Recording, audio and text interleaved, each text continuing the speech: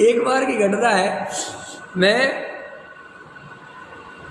देवली एक जगह है राजस्थान में, वहाँ प्रवचन करने गया। जब मैं फर्स्ट ईयर नहीं पढ़ता, फर्स्ट ईयर में ही होगा, प्रवचन करने गया तो वहाँ पे क्या भैया 50% जनता गृहीत मिथ्या दृष्टि, 50%, और आदमी आते थे 200-250 सुनने के लिए, समझ ना, क्योंकि वो सब देवाई सब आते थे। अब मैं गया तो मैंने ऐसे, मुझे क्या पता कौन क्या है, मैंने से कुछ बोला गृहीत मिथ्यात्व में, तो एकदम एक भाई साहब आए मेरे पास शाम के टाइम, या सुबह के टाइम आ गए, शाम के टाइम बोला था तभी आ गए, रात को 10-9:30 बजे। बोले साहब ऐसे नहीं बोलना, आप बहुत गड़बड़ हो जाएगी, समझे ना, ये हो जाएगा। ऐसे कुछ चर्चा चल रही थी। मैंने कहा आप बहुत परेशान लग रहे हैं, आपको तो कोई दिक्कत नहीं है, औरों की तो मन बाद में देखेंगे। क्या नहीं साहब मुझे कोई दिक्कत नहीं है। हमने कहा आपको कोई दिक्कत नहीं है, आप जाओ, वहाँ की जिनको दिक्कत होगी भी कुछ कहेंगे कल मेरे से, तो मुझे तो पहले तो व्यक्तिगत जिम्मेदारी लेके मुझे दिक्कत है तो उससे बात करूँ। अब तुम नेतागिरी के लिए आए हो तो भाई मैं नेताओं की बात वैसे ही नहीं सुनती, समझे ना। तुम पहले खुद बताओ कि मुझे ही दिक्कत है तो मैं तुम्हारा समाधान करूँ। फिर अगले दिन मैं गया, फिर मैंने बोला वही बात कि भैया मैंने कल ही बोला था, किस किस को दिक्कत है, हाथ उठाओ। समझ गए नहीं समझ गए? अब हाथ कौन उठाए, हाथ कौन उठाए, कौन कहे भरी सभा में कि साहब जी हमें तकलीफ हुई, क्योंकि मैं तो गृहीत मिथ्यात्व के बारे में बोला था। अब ये तो वो भी जानते थे कि गृहीत मिथ्यात्व तो है ही, समझ गए। तो एक कोई नहीं बोला, फिर मैं बोला कि देखो जो मैं कल बोला था ये मैं वक्ता के स्वरूप में समझा रहा हूँ कि वक्ता को श्रद्धा नहीं क्यों चाहिए। मैंने देखो बोला उन लोगों से कि देखो तुम लोगों को मैंने कल बोला था कोई नहीं होता शीतला मीतला माता, ऐसा मैंने कुछ बोला था, कुछ बेकार की बात है।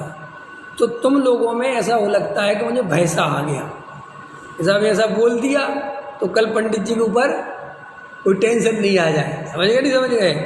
वो समझिए ना, वो होता है ना चिकन पॉक्स, समझते हो ना, ऐसे मान्यता चलती कि वो देवी की वजह से होता है। तो मैंने उनसे कहा कि अगर तुम्हारी उस भरी सभा में कहा अगर उनमें दम है वो कोई ऐसा करने वाला तो सबसे पहले मुझे ही होना चाहिए, और आज ही हो जाए, शाम का भोजन नहीं होना चाहिए।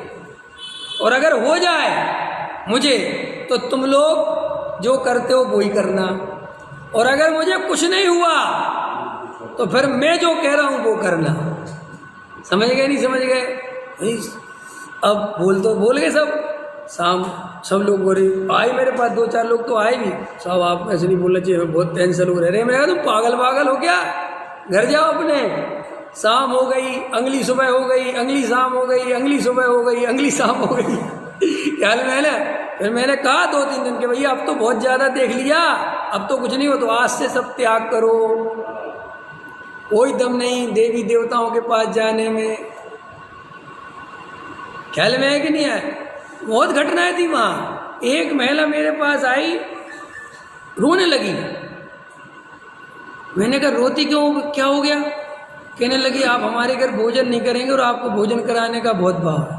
हमने कहा क्यों, क्या बात, क्यों नहीं करेंगे तुम्हारे यहाँ? अंदर क्या हो गया?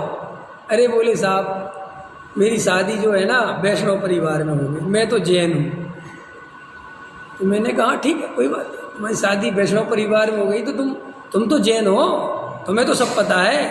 हाँ हम तो सब साहब, मैंने तो आहार दिए, सब जानती हूँ, शादी हो गई। तो मैंने कहा तो ठीक है हम तो तुम्हारा भोजन कर लेंगे, क्या हुआ? कह रहे नहीं साहब हमारे काले में ना वो सब तस्वीरें लगी। मैंने कहा तस्वीरें मुझे थोड़ी चमक रही तुम इतनी क्यों घबरा रही? हमें कुछ नहीं हो। नहीं बोले साहब कई विद्वान आए, वे कहते हम ऐसे घरों में प्रवेश नहीं करते जहाँ पे ये रखा हो। मैंने कहा ना मैं उन विद्वानों में से नहीं हूँ, तुम चिंता ही मत करो, और कल के सारे आमंत्रण कैंसल, तुम्हारे ही घर आऊँगा। और मैं सच बता रहा हूँ, उसके घर गया तो वो कहने लगी साहब हमारे पति देव रहेंगे। हमने कोई भी रहे, सब रहे, हमें कोई और साहब ये तो सब गृहीत मिथ्या दृष्टि है, आप कुछ बोलोगे तकलीफ हो, मैं क्या बोलना क्यों है, मैं आप चिंता ही मत करो। और मैं गया और वहाँ से उसके भोजन करके शांति से उस बहन को मैंने समझाया। मैंने कहा देखो तुम इस चक्कर में फंस गई, तुम्हारा कोई पूरा पाप कर्म का उदय है, आ गए हो तुम यहाँ। लेकिन ऐसे नहीं सोचना कि अब तुम्हारा कुछ नहीं हो सकता, ऐसे कभी नहीं सोचना। बोले नहीं साहब इनके साथ खड़ा होना पड़ता है, ये सब हमने, हाँ ठीक है, वो भी हमें सब समझ में आता है, हमें ये भी पता है कि पुरुष का वर्चस्व रहता है, ये भी हमें पता है, और वो तुम्हें माननी पड़ेगी, ये भी अपना बहुत आफत पड़ जाएगी। फिर भी मैंने उससे कहा इस परिस्थिति में भी अगर तुम सच्चा स्वरूप समझती हो अथवा समझना चाहती हो तो तुम दृढ़ श्रद्धानी बने रहना, तुम घबराना नहीं। इन फोटो के सामने खड़े होने से कोई गीत मिथ्यात्व नहीं हो जाता, तुम्हारा श्रद्धान होना चाहिए उसके लिए, और तुम्हारा श्रद्धान ही नहीं है तो वो फोटो कर क्या लेगी। ख्याल में आया कि नहीं आया? उसको इतने अंतरंग से भाई साहब ऐसा समझ लो, कैसे उदाहरण दूं मैं, क्या समझाऊं, कि उसको ऐसा समझ लो कि रेगिस्तान में भाई साहब किसी ने अमृत पिला दिया। इतनी प्रसन्न, इतने बच्चे उसके बड़े बड़े बहुत प्रसन्न हो गए भाई साहब। ऐसे 2-3-4 जगह हुआ मेरे साथ, कई जगह हुआ। मैंने कभी किसी को नहीं कहा कि तुम ऐसे नहीं है तो ये तो तुम्हारा जीवन चला जाएगा, ऐसे नहीं। तुम जहाँ हो, जैसे हो, अगर तुम्हें सच्चे स्वरूप की प्यास है तो तुम घबराओ ही मत। बाहर की परिस्थितियों से ना धर्म होता है ना अधर्म होता है। धर्म और अधर्म तो श्रद्धान से होता है। तुम्हारा श्रद्धान खोटा है, तुम जिन मंदिर में बैठे हो उससे क्या होता है। हमारे सामने तो उदाहरण है, किसका उदाहरण है? समंत बद्धाचार्य। हमसे कोई बहस नहीं कर सकता। हमारे समंत बद्धाचार्य भावलिंगी संत, भस्मक व्याधि रोग हो गया, भूख नहीं मिटती थी, तो उनके गुरुजी ने क्या कहा पता, कि तुम पे जैसे बने जाओ, भूख मिटाओ, डरने की जरूरत नहीं। ख्याल में आए कि नहीं आए? भूख मिटाओ, रोग ठीक करके आओ, लेकिन तुम अभी समाधि में लेने की जरूरत नहीं है। क्यों?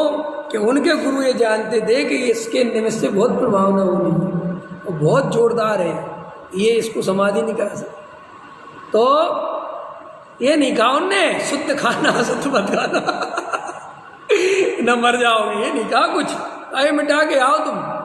ख्याल में है कि हाँ, और गए वे बनारस की नगरी में,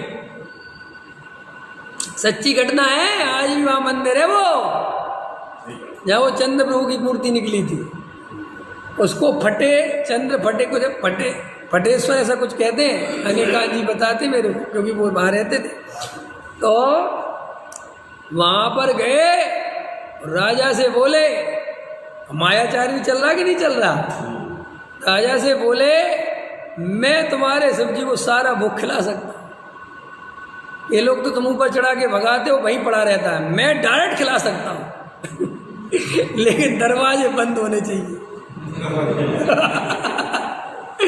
राजा को भी बड़ा लगा कि ऐसा हो सकता है क्या, तो ब्राह्मण बन के गए, बोलो है। और उस समय हो सकता था, उस समय ऐसी सूचना तंत्र नहीं था जैसा आज के समय में। कोई भी व्यक्ति कहीं से आता था, उसके बारे में कुछ नहीं पता, भैया कितनी बड़ी, तो बहुत लंबा रास्ता, कौन कहाँ से आया। तो चालू हो गए, तो दरवाजे लगाते थे और सारे लड्डू खुद खाते थे, समझ ना। और फिर कहते थे और चढ़ाओ।